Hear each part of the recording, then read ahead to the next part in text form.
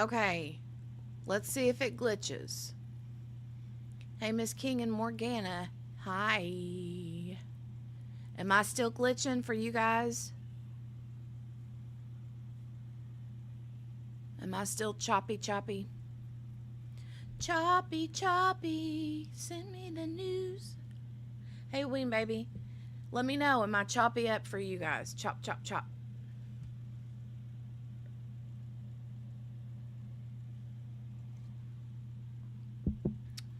Am I choppy?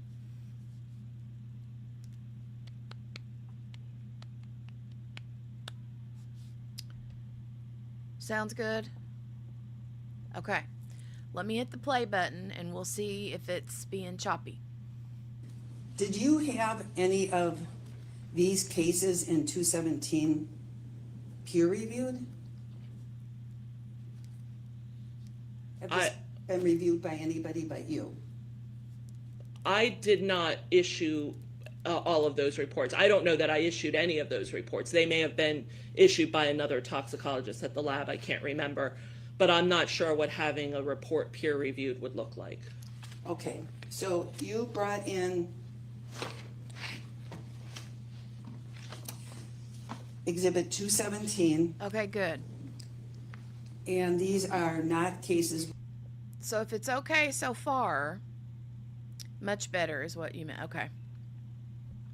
So I'm telling you, StreamYard, sometimes I'll be watching videos on YouTube of people that use StreamYard and it'll be glitchy like that. And then they'll have to go out and make a new stream and then everything's good. So it's some sort of little kink in StreamYard that makes it act stupid. Hey, Cherie. Hey, Melinda.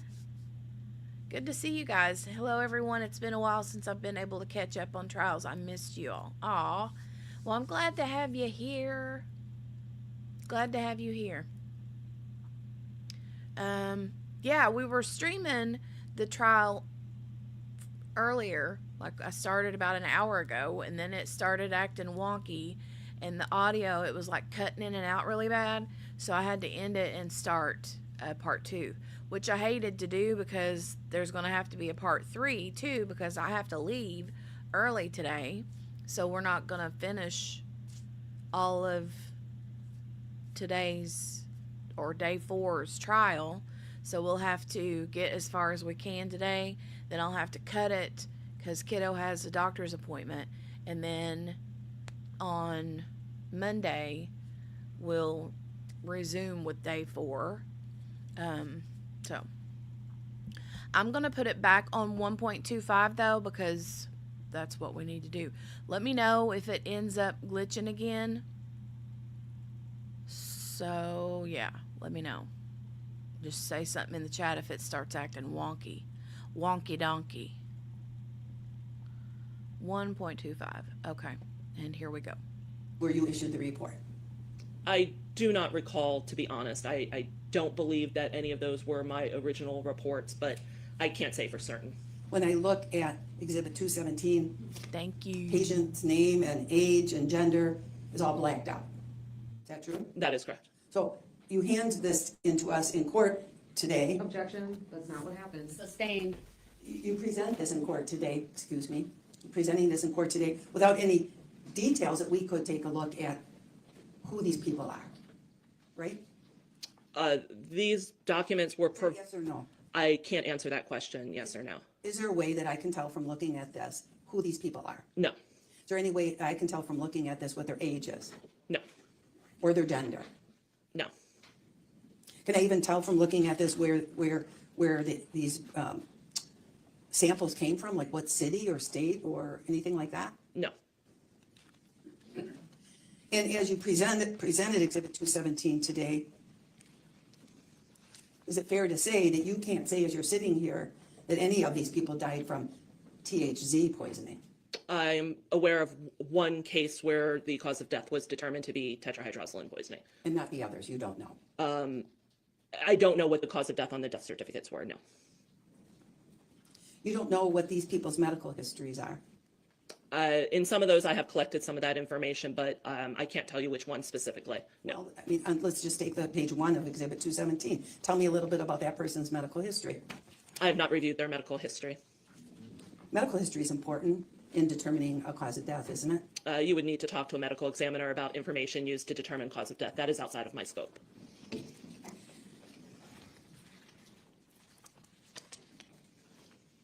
You've got cases in here of people with alcohol in their systems and marijuana in their systems, right? I would need to see the reports to know what the other toxicology were, but yes, I believe some of them had, I know one had a low amount of alcohol, and we see cannabis in a lot of postmortem toxicology cases. You included a case where the person had fentanyl in their system. Yes, there was a low concentration of fentanyl. Fentanyl is also, can be deadly, true? Absolutely.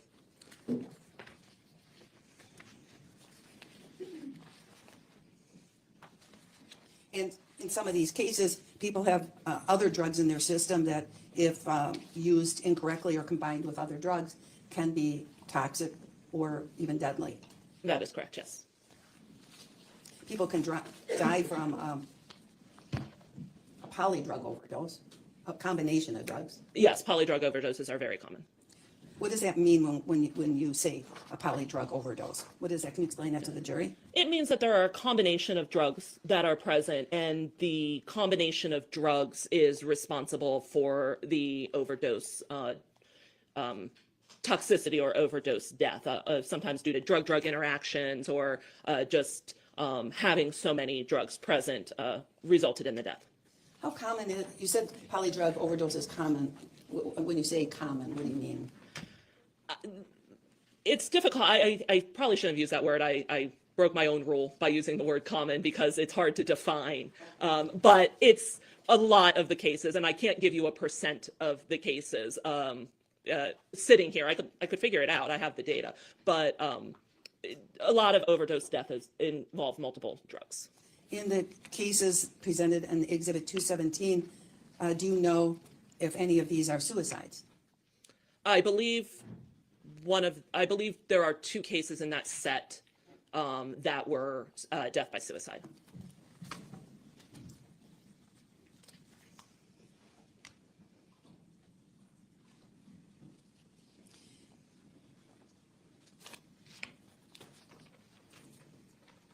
Do you think that, do you believe that baclofen is a dangerous drug? All drugs have potential toxicity. I don't know that I would classify as a dangerous drug. It depends on how it's used. Can be a dangerous drug. All drugs can be dangerous drugs, yes. Yeah, but I'm asking about baclofen. Yes, baclofen can be a dangerous drug. What about nifedipine? Yes, nifedipine can be a dangerous drug. There's in fact fatalities in the literature for overdoses with baclofen and nifedipine. Isn't that true? Yes, that is correct.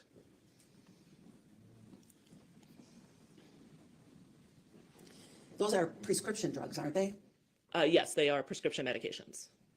You can't buy baclofen or nifedipine, for example, over the counter. No, they are not available over the counter. But tetrahydrozoline you can buy over the counter. Yes. But it's in Visine, for example. Yes. When you received the gastric samples here, were they frozen? No, they were not. Were they on dry ice? I do not know. Isn't it standard to ship gastric samples on dry ice? Our samples are often received cold. I don't know that it's standard. What do you mean, they're often received cold? Yes. Cold meaning on dry ice? Or ice packs. Okay. And for Lynn Hernan, you don't know? I do not know. Because you didn't receive the samples? I did not receive the samples. Okay, because you didn't actually do the testing in this case. I do not do any laboratory testing at this point in my career.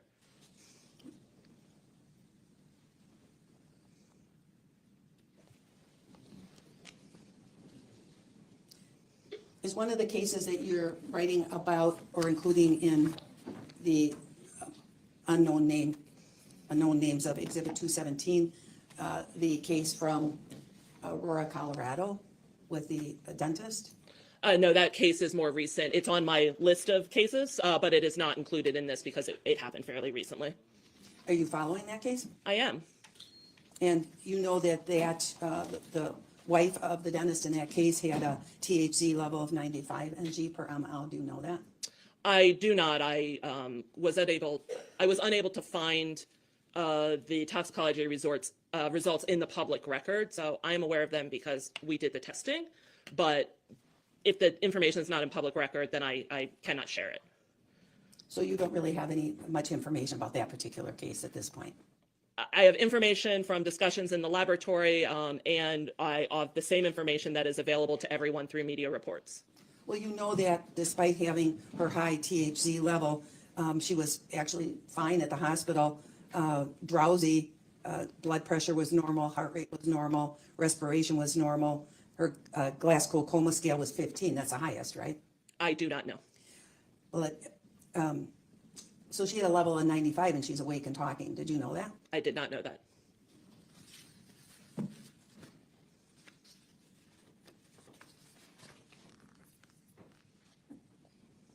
You gave us this literature here. You said 2 of them in here are duplicate cases. That is correct. Is that right? So do we have 4 cases here? I don't recall. Well, then let me bring it up and let's see how many cases you have.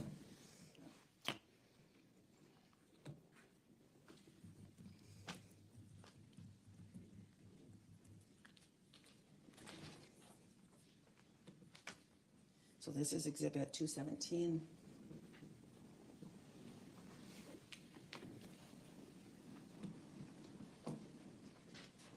I don't have it on. Can I have my copy? Judge, because this was new today, not on the drive, could I just approach a witness with a copy and have her take a look at it and see how many cases she has? Sure. We also have a document camera, but it's not set up, but in the future, if that arises. Excuse me. But go ahead. Okay, I'm gonna approach the witness. I'm just going to give you what's marked as 217. No. Thank you. Yeah, you're welcome.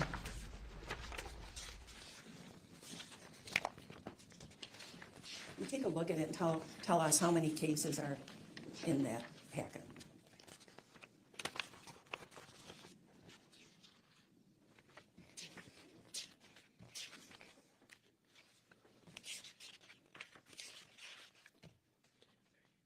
There are 4 cases. Can I take that back from you? Thank you. So you sent us you showed today Exhibit 217, which consists of 4 cases that have THC levels that you wanted to discuss, but 2 out of the 4 are suicides. True? I believe so. I would need to review my notes Well, that's to be certain, but Well, you testified earlier that 2 of them were suicides. yes, I believe so. Okay.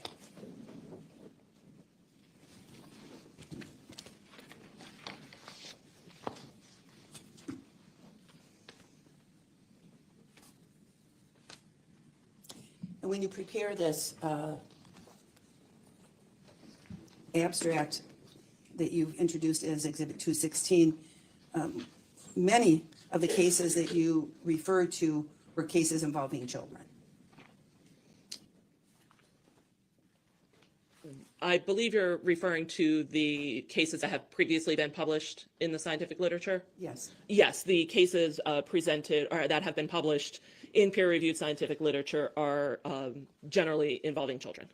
And then you did mention earlier that there was one study where levels were checked with voluntary subjects who were putting Visine drops in their eye sacs, right? Yes, that is correct. And then those levels were tested at certain periods of time, That is correct. just to see how the level was progressing. Yes, That study, though, only involved 10 people, right? it was a very small study. I mean, 10, that's the totality of that kind of research, 10 people. That is correct.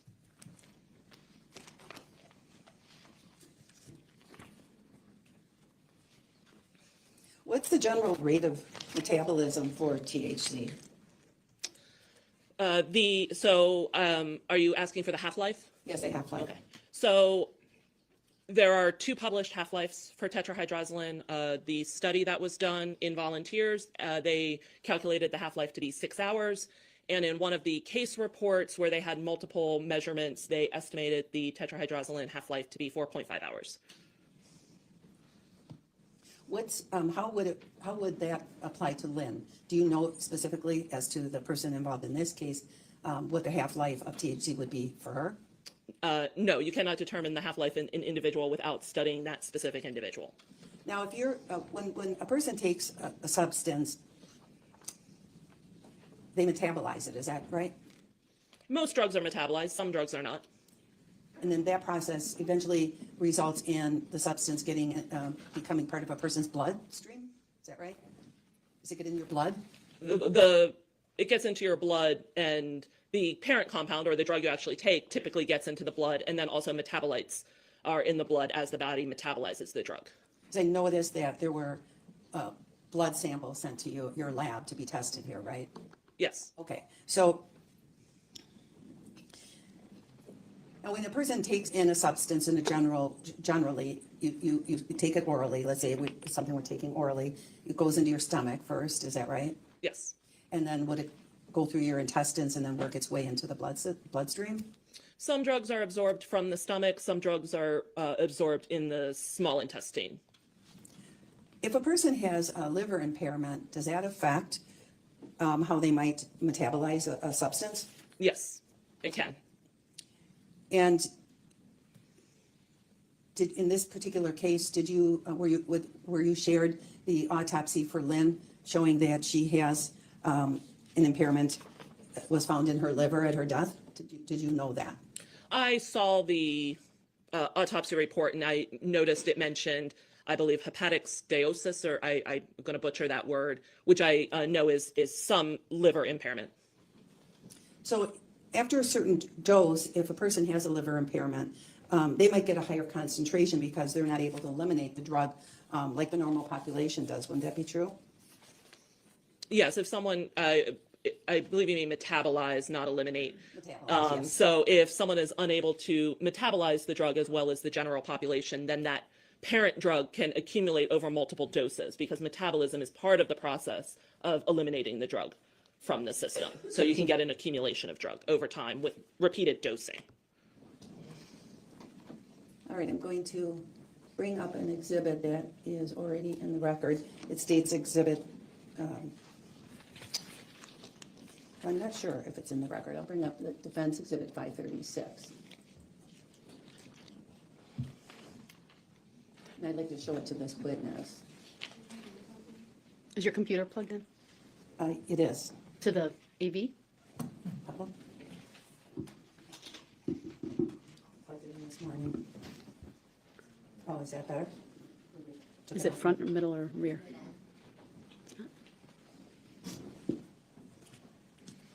Is it working, Teresa? No, you see on your Why don't we do this? It's 10:02, be a good time for a mid-morning break, and then we can figure that out, and we'll come back and you can continue. All rise for the jury. All right, everyone bring your notebooks down.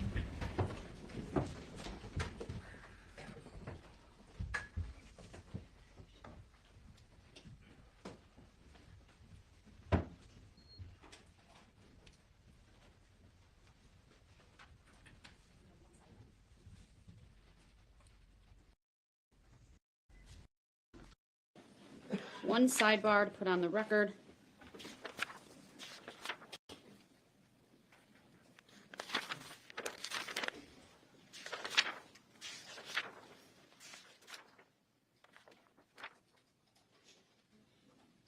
I believe this was related to exhibit 217, the 20-page exhibit that was received through the testimony of Dr. Kacinko. My understanding is this is a this is a compilation of reports that was provided to the defense, or at least at their request, which then the state obtained, and then the state marked it as 217, having to do with the 4 additional cases, in the words of this witness, regarding findings with THZ in a person's, I believe all have blood of one form or the other. The objection was based upon the redactions, and I indicated at sidebar that would go to weight, not admissibility.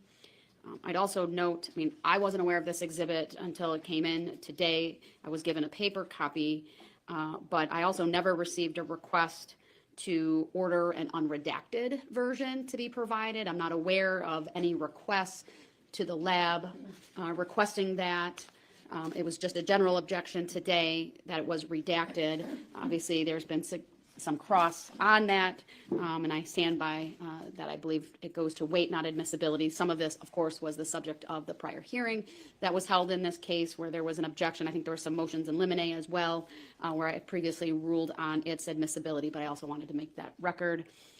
Anything about that sidebar I didn't cover from the state? Judge, I'd just like to indicate that we did email that exhibit along with 217 to your clerk as well as both defense attorneys yesterday at 10:23 a.m. Thank you. Attorney Kugler, anything from you? on the No, sidebar? thank you. Anything else we need to take up? Nope.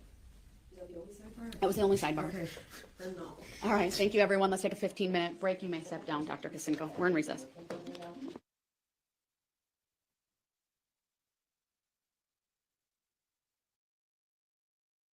Thank you, everyone. Please be seated. Attorney Kugler, when you're ready, you may continue with your cross. Very good. Now, this ongoing tetrahydrozoline study that you're doing, would you agree with me that our office requested your notes from those ongoing studies and you objected to giving over your work product and mental impressions? Yes. And then with regard to these 4 studies or cases that you brought in here today, was looking at them a little closer. And I noticed that all of the matrix sources weren't the same. I believe that is correct. So in our case, you've been talking about cardiac blood when you're talking about Ms. Hernan's THC level, is that right? I believe it was iliac blood. Oh, iliac blood. And so you've got cardiac blood as your first example here in your packet. I don't have it in front of me, but if that's what it says on the report, then yes, it was cardiac blood. I see peripheral blood on one of them, Yes, probably. heart blood on another. Heart blood and cardiac blood are the same thing. Okay, well, one says cardiac blood, one says heart blood. It depends how the client labels them when they submit them to us. We use whatever labeling they supply. So that's blood from, heart blood isn't the same as the blood that you received in Lynn Hernan's case. They were both blood samples. It's just a difference in the location that the blood sample was taken. Well, you didn't receive heart blood from Lynn Hernan, No, the sample was iliac blood. and you didn't receive the peripheral blood from Lynn Hernan. That is correct. And I don't believe you ever got a vitreous sample from Lynn Hernan either, true? That is correct. I want to show you what, do you see on your screen an exhibit? I do. And if I scroll down a little, do you see an Exhibit 536 sticker on there? Yes, I do. And this is a 2-page document? Yes. Okay. Is this is a report from NMS Labs, right? Yes, it is. And you've seen this report before? I have. You're familiar with it? Yes, I am. And this report is true and accurate? To the best of my knowledge. You believe your lab's information is good, right? I am not involved in the drug chemistry section of the laboratory at all, so I am not involved in the testing or the production of this lab report. Would that be the same for any of the lab reports that we've been talking about in this case? No, just for this one. That came from the drug chemistry section of the laboratory, not the toxicology Okay. testing section. Thank you. Your Honor, move for admission of 536 and request to publish. Exhibit 536 is received. Request of publish granted. Well, what we're looking at here is a report from from the NMS Labs, right? Yes. Related to Lynn Hernan. Do you see that? Yes. I'm scrolling down a little. And your lab received a colorless plastic container with a white lid containing multicolored solid materials. That is what it says on this report, yes. Oh, and I think it may not be on the screens yet. Sorry, I moved ahead a little. Okay, I always forget about that delay. So in the case of Lynn Hernan, we heard from the medical examiner that some substances were gathered up and sent to your lab. Would that be what is reflected here? I cannot speak to that. I am not involved in the section of the laboratory that performed this testing. Were you aware that this happened in the case? I became aware when I was made aware that this report existed, yes. Okay, so you know about this. I know that a report was generated from material was submitted. I know nothing about how it was received or collected or anything. Okay. And this was, whatever was received at your lab was tested by the lab and results were put into this report, true? Yes. And what was found in the sample? The substance that was tested contained acetaminophen, alprazolam, hydrocodone, cyclobenzaprine, triamterene.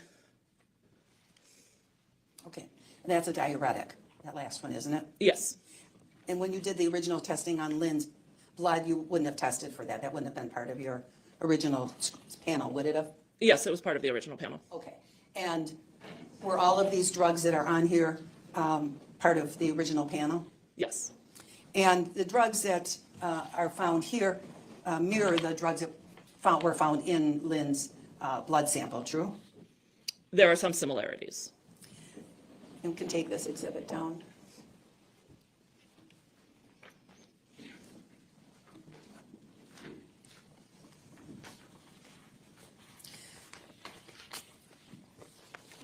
I'm showing you what has been previously been introduced as Exhibit 35. Do you see that in front of you? There's nothing on my screen right now. I'm not sure. There it is. Okay.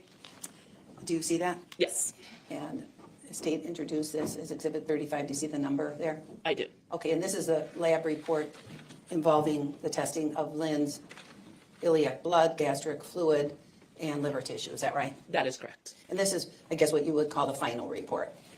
Yes, this is the final toxicology report. Was there another report after There was this? that drug chemistry report that we were just looking at. Okay. This is the final toxicology report. That is correct. Now, you put, the lab, when they tested her blood, they gave results for everything they found in her. Is that right? Any compound they found in her that at least reached a threshold level in your testing equipment would have been, was listed here. That is correct. And so as we look at this list, these are all the drugs that were found in Lynn Hernan, right? That is correct. Including baclofen, ropinirole, triamterene, alprazolam, hydrocodone, nifedipine, tetrahydrozoline, cyclobenzapine, baclofen. Is that right? Those are some of the drugs that are listed, yes. Now, when we talk about drug toxicity, that refers to the level of damage that a compound can cause, right? I don't know if I would describe it as the level of damage, but toxicity is referring to the adverse or unwanted effects and potentially harmful effects of drugs. And the effects depend on the dose that a person took. That is one factor, yes. There's several factors, right? Yes, Okay, but the dose that a person is taken is one of the factors. It's true? yes, And the taking of a drug compound, it can affect your entire system, like the CNS, the central nervous system. certain drugs affect the central nervous system, yes. Some affect a specific organ, or can affect a certain organ, right? Yes, that is correct. And would you agree that acute drug toxicity deaths can be called an overdose death? Yes, I believe so. I believe overdoses can be used to refer to acute drug toxicity. If the person died, you can have acute drug toxicity without a death. Did Lynn have benzos and opioids in her positive findings? Yes, she did. Would you agree with me that people can die from a combination of benzos and opioids? Depending on the circumstances of the dosing and the combinations, yes, that is possible. And you know of deaths from you've heard of deaths from a combination of benzos and opioids, haven't you? Yes, I have.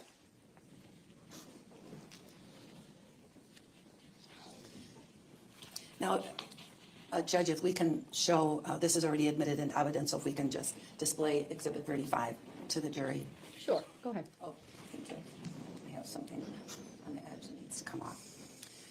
So when you prepare your report, or not you prepare the report, because in this case, you didn't prepare the NMS report, right? I prepared this report. Okay, you prepared this report. Yes.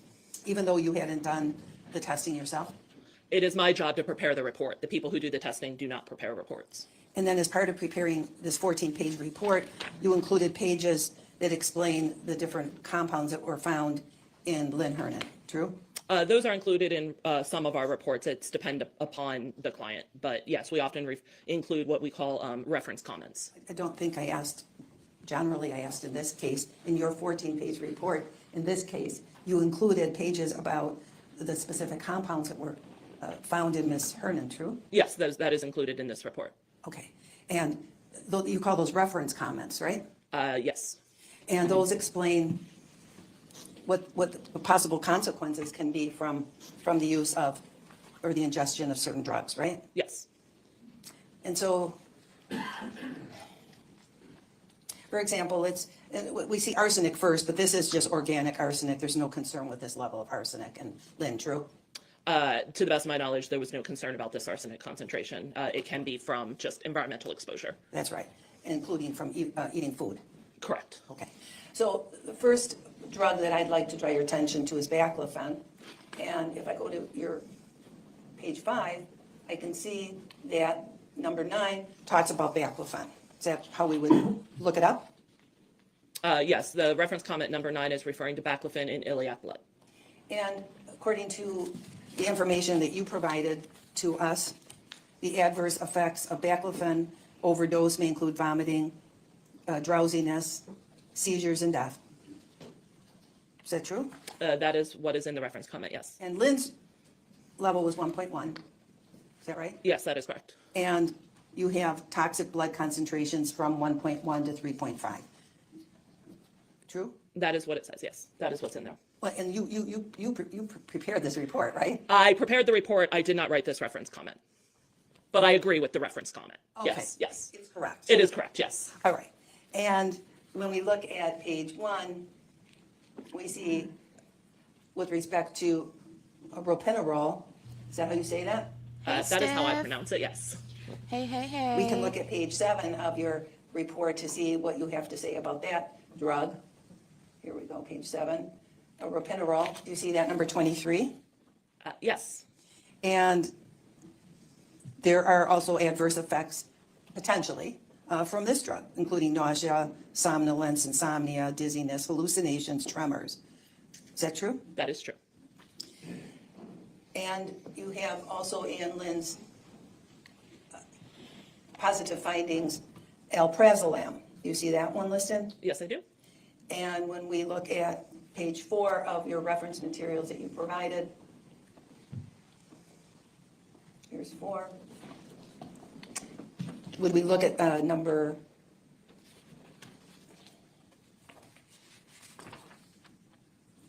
we'd look at number 5 on here, right? Because it's iliac blood. That is correct, yes. Because you sometimes list a drug more than once, like you have number 5, alprazolam, the blood, alprazolam, the gastric fluid, and alprazolam from the liver. Yes, there's a reference comment for each one. And that's because you found the alprazolam in all 3 of those places. That is correct. Okay, it was in her liver tissue. Yes, alprazolam was detected in liver tissue. Okay. And when we look at your footnote or reference comment number 5, you note that it is a DEA Schedule 4 benzo, is that right? Yes, it is. What does that mean, DEA Schedule 4? The Drug Enforcement Administration, I think that's administration agency, I think it's administration, schedules drugs based on their use and pharmacology. So Schedule 4 is, I believe it goes down to Schedule 5 is the lowest schedule. So this means it's a commonly prescribed medication that has some potential for misuse. Well, all drugs have a potential for misuse, don't they? The DEA is specifically saying, like, that's what Schedule 4 means. But yes, I imagine they all have the potential for it. But that's where the DEA says that we've seen that this drug has been misused. Yes.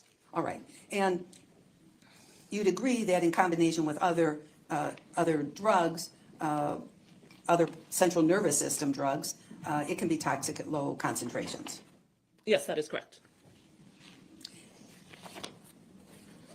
And then on your first page of the exhibit, I see hydrocodone free.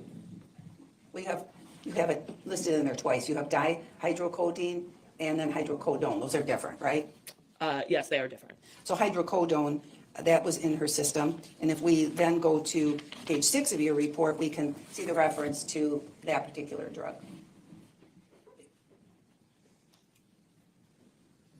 You see that on your screen at number 17? Yes, I do. Now, this one is a DEA Schedule 2 narcotic analgesic, That is correct. so more dangerous of misuse than the Schedule 4.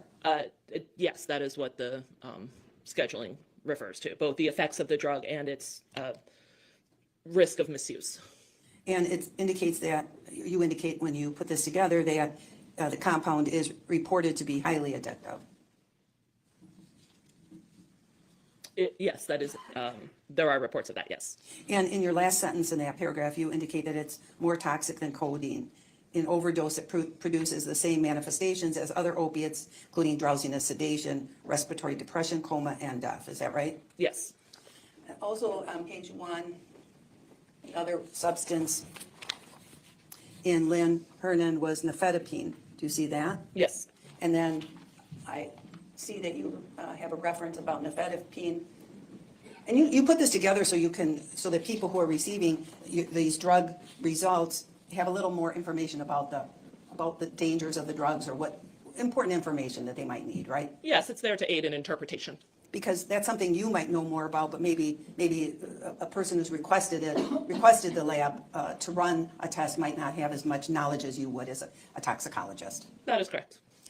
So in nifedipine, you indicate that this is a channel blocker, is that right? It is a calcium channel blocker, yes. And it also has side effects, is that right? Yes, Vertigo, headaches, weakness, is that right? yes, And there were 2 fatalities at 150 ng, right? that is correct. Lynn didn't have that level, she was at 22, right? I believe that was the concentration, yes. But you don't know in the 2 fatalities what else those particular people might have had in their blood in conjunction with the nifedipine. I do not. I would have to look at the paper. Okay. We can't find it on here, at least I couldn't find it. Correct, it's not on this report. All right, just a minute, I lost my mouse again, there we go. Oh, I go back to page 1, just a couple more I want to talk about, not everything on here. Cyclobenzapine, do you see that on here? Yes, Is that when we talk about benzos, is that what that is? no, Which ones on here are the benzos? the alprazolam. Okay. Cyclobenzapine, we can look at page 5.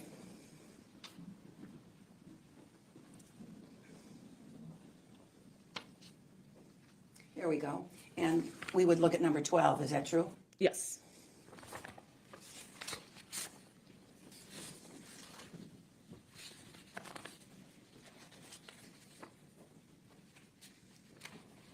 It acts on the central nervous system, apparently, is that right? yes. Relaxes muscles? It is used as a muscle relaxant, yes. Like if you have a bad back or something, might you be prescribed that? I believe that is one of the indications, yes. It says its mechanism of action is not well understood. What do you mean by that when you say that?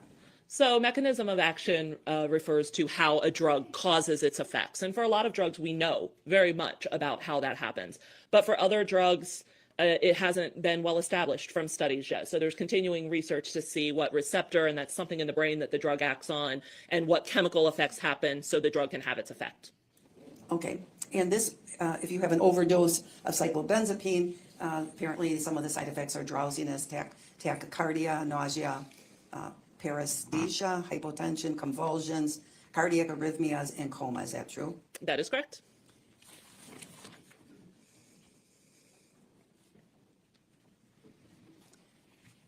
Could take that off the screen, Madam Clerk, please.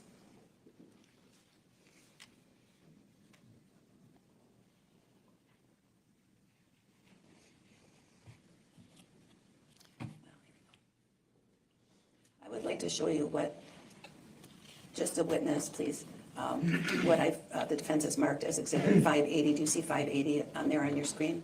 Not yet. Let me know when you can see it. Here's, something shows. I see it. Do you see the 580? I do. I'm showing you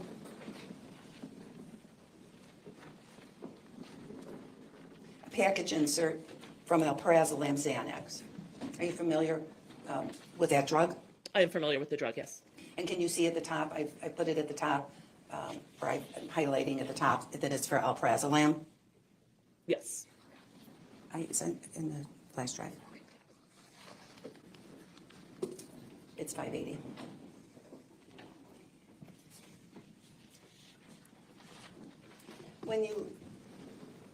When you receive drugs at a pharmacy, oftentimes they have a package insert in them, right? They should always have a package insert in them.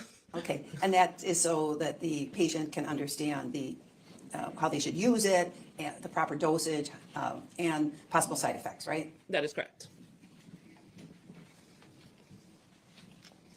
And there are lots of warnings for this drug, would you agree? There are warnings. I don't know if it's lots compared to other drugs, but there are warnings listed, yes.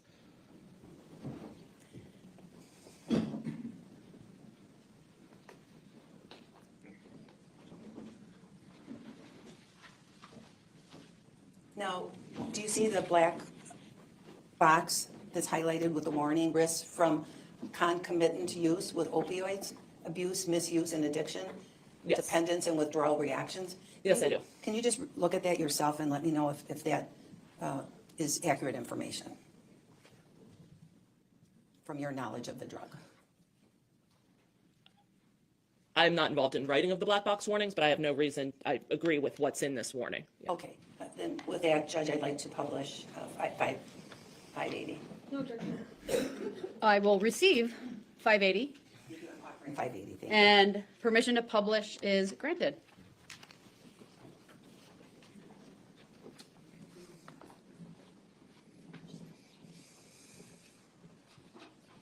So you use the term black box warning. That's, what does that mean when a particular drug has a black box warning? I did not use the term black box warning. I'm not quite. I mean, a black box, I can tell you what it is. I just don't recall having mentioned it.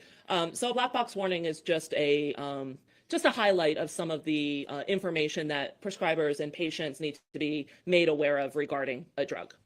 And in the case of alprazolam, also known as Xanax, right? Is that true? Yes, Xanax is one trade name for the drug alprazolam. All right.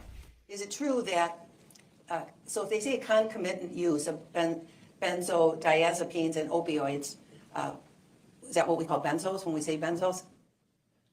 Yes, benzos is, we often refer to benzodiazepines as just benzos. Can you read that first sentence in that warning, starting with the concomitant use? Concomitant use of benzodiazepines and opioids may result in profound sedation, respiratory depression, coma, and death. Okay. You can take that exhibit down.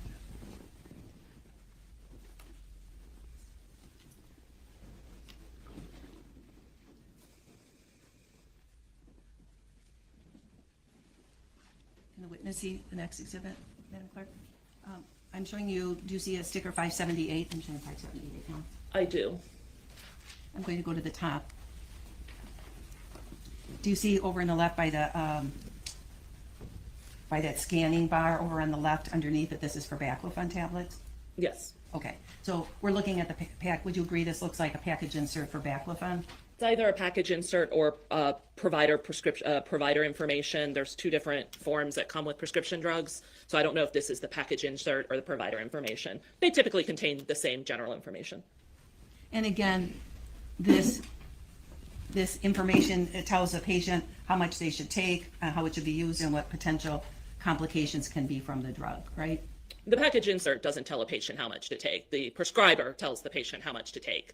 Okay. But yes, this includes information on doses that are available, the type of pills that are available. It's a little bit of information on its pharmacology and potential adverse effects. Move for admission of 578. No objection. Exhibit 578 is received. Request to publish. Granted.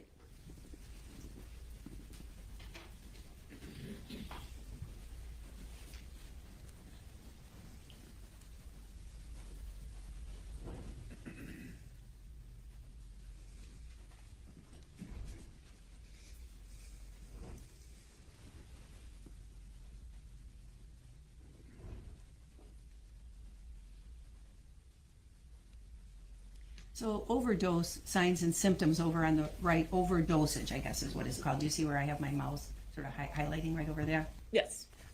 What are the signs and symptoms of overdosage? Vomiting, muscular hypotonia, drowsiness, accommodation disorders, coma, respiratory depression, and seizures. Okay, we can take this down. Now, when we talk about possible side effects with respect to compounds, somebody could have one of the side effects if there's 10 possible side effects listed, but somebody could have all 10, or 8, or 4, or 2, or 1, Or Or 0, not. yes. right? Yes, Okay, so when they list the possible ones, it doesn't, if you're having an adverse reaction to the drug, it could just be that you have one of those adverse possibilities present in your own body. yes, of course. Okay.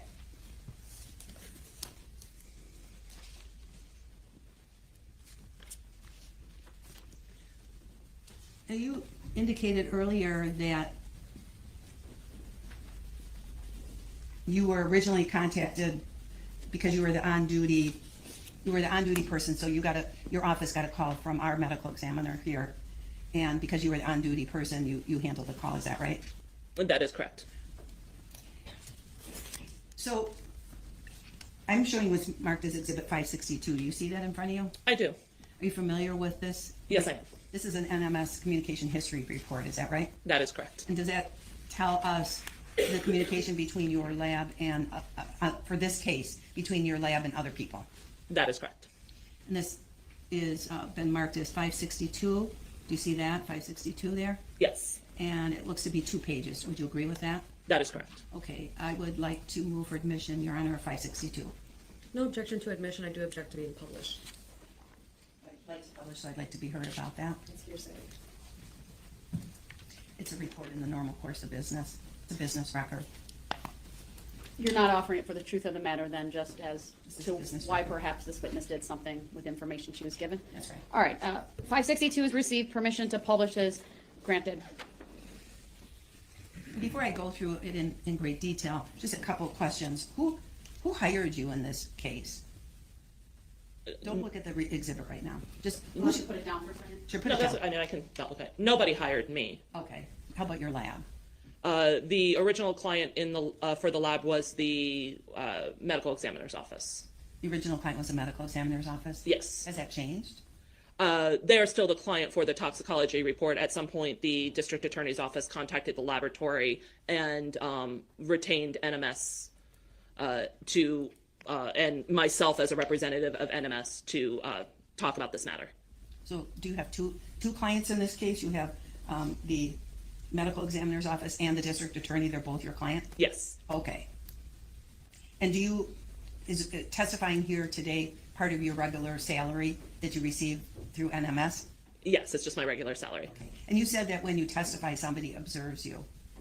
Is somebody here observing you from NMS Labs? No, they did not send someone with me to observe this stuff. It only happens once every couple of years at most. It's not like every time we testify. I see. And do you know what the medical examiner has paid your office? No, I do not. Do you know what the district attorney's office has paid your office? No, I do not. You don't have that information? I don't even know how to access that. I maybe know where to find a report with that information, but it's not something I look at. It's not my job. You don't have a fee schedule or anything like that that we could see? A fee schedule exists. I don't have it. So it's fair to say that your lab is being paid some money from the district attorney's office to testify? Yes, You just don't know how much it is? I don't know how much they're being paid. No.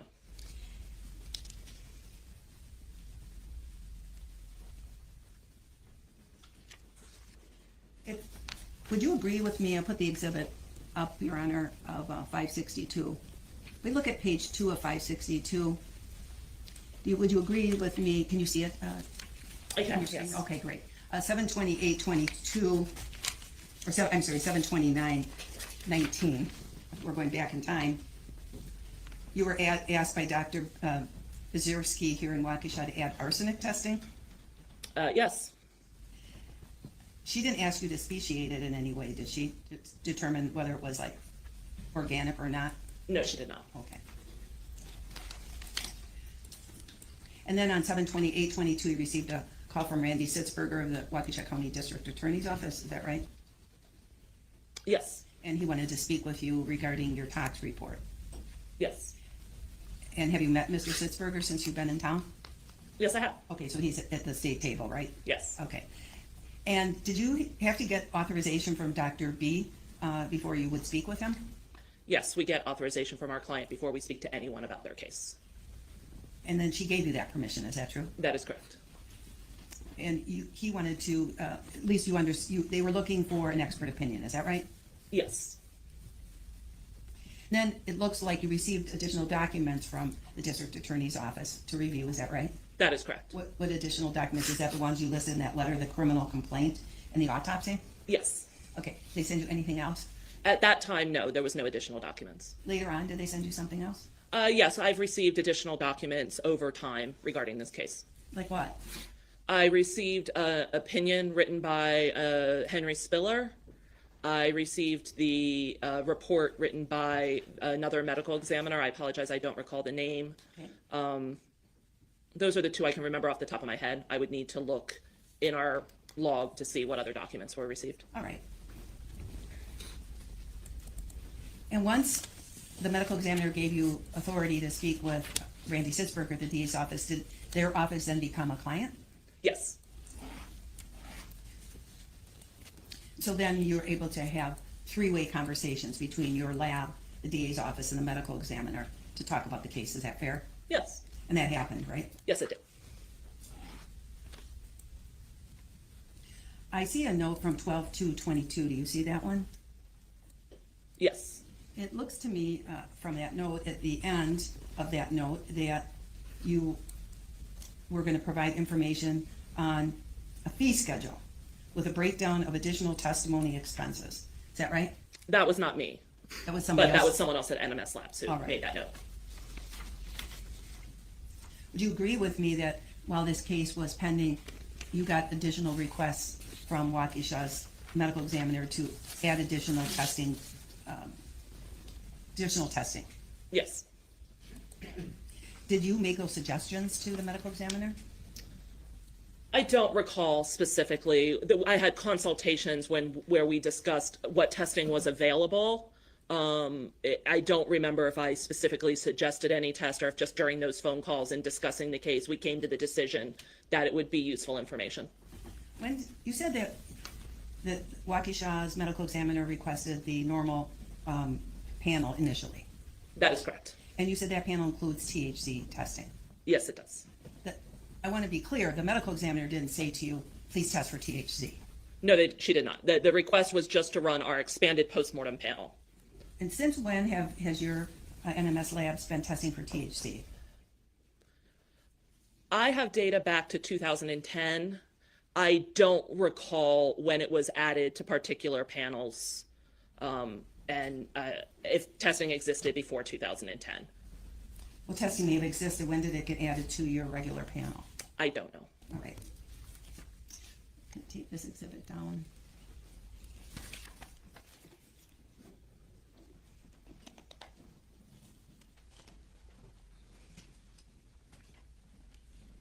When you, this morning, showed your opinion letter, Exhibit 48, you agreed that you can't tell the amount of tetrahydrozoline that was ingested by Lynn Hernan, true? That is correct. And you don't know when she ingested it, No, I do not.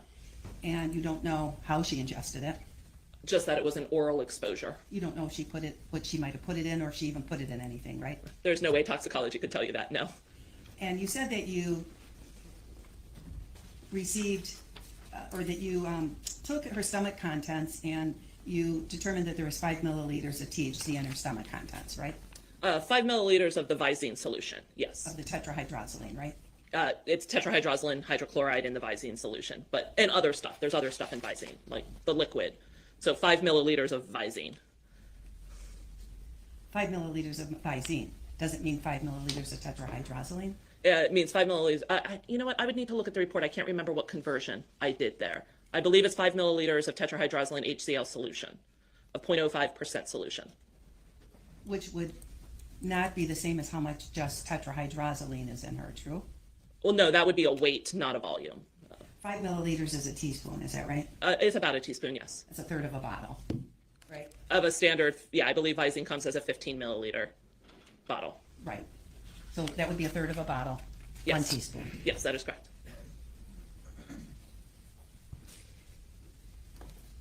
And so as you sit here, I want to be clear, you don't know when Lynn took the Visine. No, I do not. You don't know if she mixed it with anything. No, I do not. when you talk about the amount in her stomach, in her gastric contents that were sent, were the entirety of the gastric contents sent to your lab? No. Oh, just a little bit of it? The volume is listed on the report, so yes, a portion of it was sent. So when you say that there was, in your report, that her stomach contents contained 300 ml of an tan opaque liquid, you actually don't personally know that? That came from the medical examiner report. I see. What I want to be clear about is your lab didn't receive 300 milliliters. No, they did not. It received a little cup.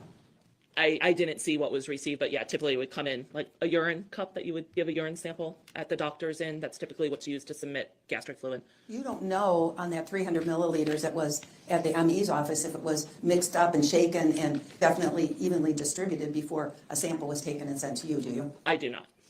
Because you made an assumption that the drugs that you're going to find or that you found were equally distributed within the 300 ml. Yes, I made that assumption. But you don't have any actual knowledge of that. I do not. Did you ask Dr. B if she mixed them? I don't believe I did.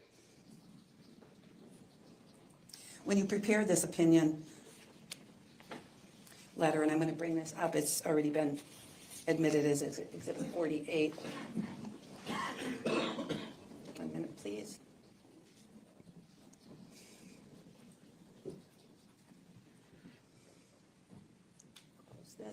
Okay, this is already in evidence, so Madam Clerk, I asked to have this on everyone's screen. That's 48, right? Yes, Judge. Thank you.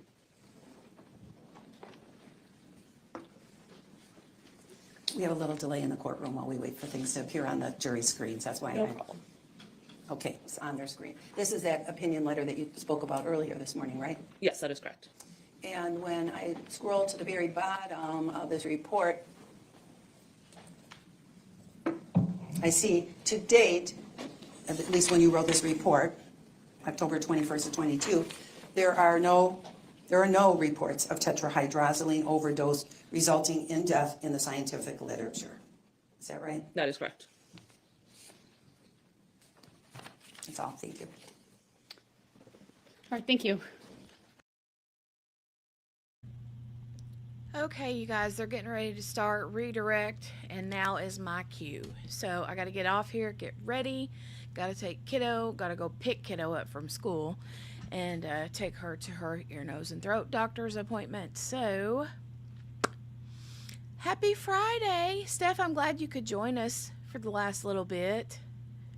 But I got to jump out of here and get myself ready to go get her.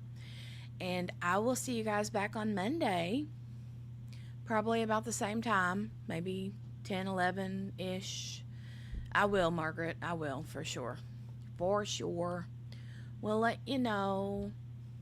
Will do. Thanks, Steph. All right, you guys have a great rest of your Friday, and I will see you back on Monday. Love you guys. Bye.